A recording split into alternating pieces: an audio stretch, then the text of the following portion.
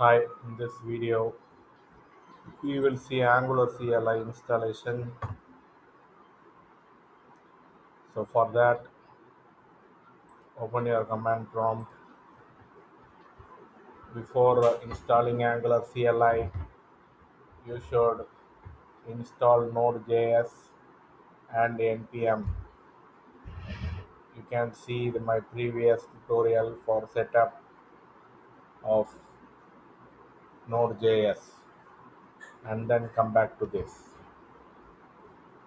So for installing npm, the command is npm space install space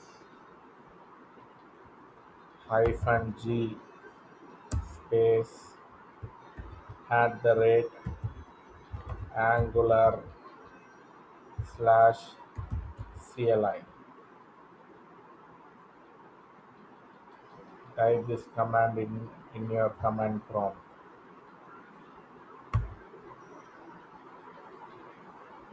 Enter.